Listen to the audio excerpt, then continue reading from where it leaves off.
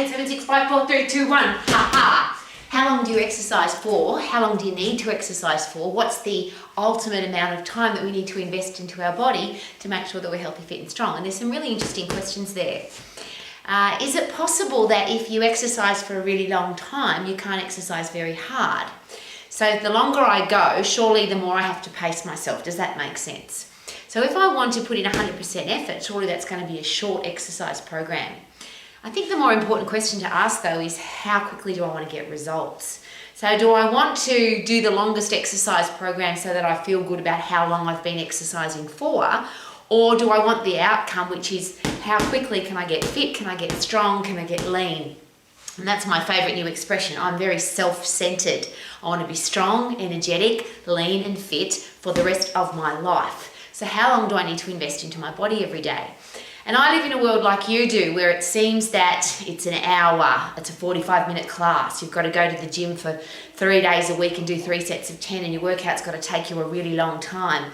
If you don't walk for an hour, it's not worth going. You've got to do 10,000 steps every day. You've got to run for at least 30 minutes. There's all these time frames.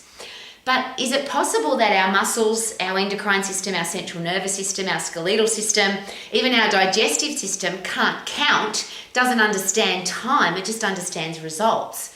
So if I put in 100% effort, am I more likely to get 100% result versus if I pace myself over 30 minutes, 45 minutes, an hour, am I less likely to get the result that I want? The biggest excuse that people use on the planet right now for not exercising is, I don't have time. But if I share with somebody you could get fit and strong in seconds a day, minutes a week, people laugh at me.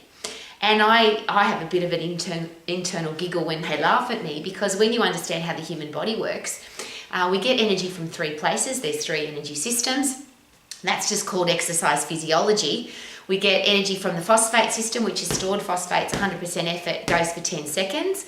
We have the lactate system, which is stored carbohydrate in the muscle. You don't burn any fat. It's somewhere from 10 seconds to 2, maybe 3 minutes. It's hard, it hurts and it burns. And then there's the aerobic system, which is breathe in oxygen, breathe out carbon dioxide, and we live there. So if I want to get results, is it possible that I need to put in 100% effort? Is it possible that I need to overload, challenge, change what I'm doing already? So if I go for a walk, how much change am I putting into my body? If I walk for an hour, what am I actually doing for my body? And this is where I think we get exercise confused with activity. It's been suggested by some of the top exercise physiologists in the world that exercise has to be something that changes the state of your body. You have to make a massive change to get a massive result. I'll put it differently.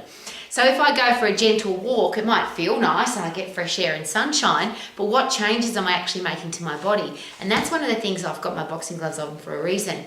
I don't consider walking to be exercise. I don't even consider plod jogging 20, 30, 40-minute jog to be exercise. I don't consider going hiking for 2 or 3 hours to be exercise, because I'm not making a change. If I'm capable of walking for 3 hours in the mountains, unless I'm going up hills and I'm really climbing and hiking and getting puffed, I'm not putting my body under pressure. There's no stress, which means there's no change. To get fit, I've got to get puffed.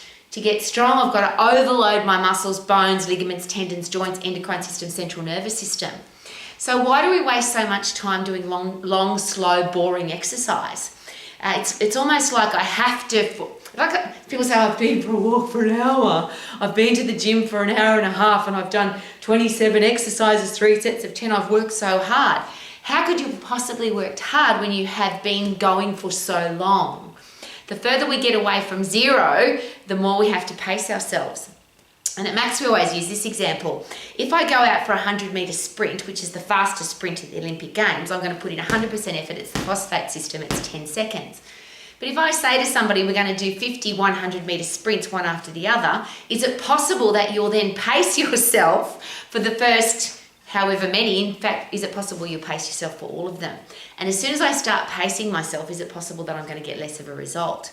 So we've got personal training sessions that go for half an hour. When I started in the exercise profession, there was no personal training, but when it first came in, it was an hour, and people said, how can you possibly get a result in 30 minutes? Well, I'm going to go a little bit further. How can I possibly get the best result if I exercise for 30 minutes? I'm not going to make a change to my body. Unless I'm doing interval sprint training where I get puffed, get my breath back, get puffed, get my breath back, or interval strength training where I lift as heavy as I can, get my breath back, go again when I'm recovered, I'm not going to be getting the best result. I'm not going to be getting 100% effort result. So when people say to me, I haven't got time to exercise, I go, neither do I. I'm an old lady, I'm busy. I've got lots of things going on in my life. I'm a busy businesswoman. I don't have time to waste. How about you? So my exercise program is 10 seconds of intense activity, boxing, skipping, cross-training, sprinting on the treadmill, running through soft sand, running up hills, but it's all 10-second interval training. Go as hard as I can for 10 seconds and then go again when I get my breath back, or go again an hour later, 2 hours later, 3 hours later. So I'm constantly injecting my body with high intense activity to force my body to change. Now, the beautiful thing about when you change your internals, so you change your endocrine system, it gets fitter, you change your central nervous system, it gets fitter, you turn your body into a fat-burning machine when you're resting. I don't want to burn any fat when I'm exercising because I want to exercise at 100% effort, which is stored phosphates. If I go into the lactate system, it's stored carbohydrate. I don't want to burn any fat. I want to burn a stack of fat when I'm sitting on my ass. And for most people, that's what they do the most of, sitting on their ass. So if you can turn your body into a fat-burning machine when you're sitting down, that doesn't happen by burning fat when you're exercising. That happens when you burn stored phosphate, stored carbohydrate, put in 100% effort and go as hard as you possibly can. That's when you make a change. So I don't want to waste my time. How about you? I want to get as fit as I possibly can, as strong as I possibly can. I want to be, I am self-centered. I'm focused every day on how do I get stronger? How do I create more energy? How do I get leaner? How do I get fitter and stay that way for the rest of my life? And isn't it awesome? That's short, sharp bursts of exercise, not long, boring, slow exercise. And as I always share, I think that long, slow, boring movement, because it's not exercise, is responsible for why a lot of people get fat. Because if you don't do any exercise at all, you might be a little bit more focused on not eating so much crappy food. But if you start an exercise program and you start walking for an hour every day, or you do some slow, boring class for 45 minutes, or you do a low intensity activity, you get this feeling of, I've worked so hard because I've been doing it for 45 minutes, or I've been doing it for an hour, I went for a hike for 3 hours. So I come back and I have extra cookies, extra glass of wine, extra dinner, extra calories. So then I end up getting chubby from my exercise program because I wasn't really exercising. I was just confusing activity with exercise. And exercise is I have to make a change. So I'm going to share it again. Isn't it awesome that you can get really fit by 10 seconds of high intense activity? And you can do it throughout the day. And you don't have to wear exercise clothes, you don't have to have boxing equipment, you don't have to have a skipping rope, you can just sprint on the spot, you can do jump squats, you can run through soft sand, you can run up the stairs, you can do whatever it takes to get puffed because your heart and lungs are blind, they don't know what you're doing. To get strong, the only difference is you've got to recover from your workout. So you lift as heavy as you possibly can in the phosphate system, overload your muscles and bones. When you lift really heavy, you put micro tears in your muscles. They have to recover, regenerate, supercompensate, get stronger. You know that you're stronger because you can lift heavier. So it's a really simple process. Get puffed to get fit, overload your muscles and bones to get strong. Don't go again until you have recovered. In sprint training, in huffy puffy, that just means you can go again when your heart rate's back to normal. Strength training, you go again when your muscles are recovered from the workout, which means seconds a week. So I just love sharing this. I'm a very fit old lady. I can go for hours and hours in the garden. I can hike in the mountains for hours and hours. I never sit down. I'm always busy. I always do things fast. I'm a very fit, strong, healthy person. But that's because I have a short exercise program, not a long, boring, long one. Long, boring, long one. I'll say that again.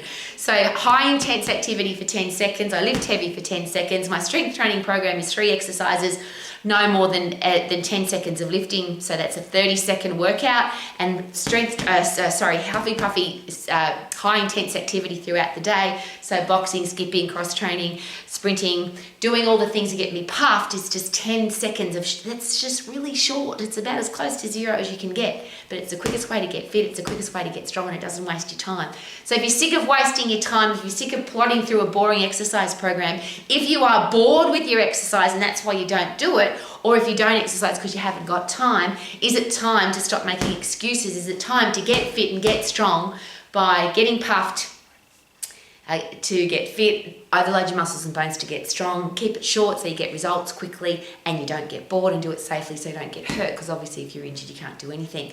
And then you could live your life to the max. Super duper doo. How are you? Not wasting any time. Woohoo! Super duper doo. How are you? Not wasting any time.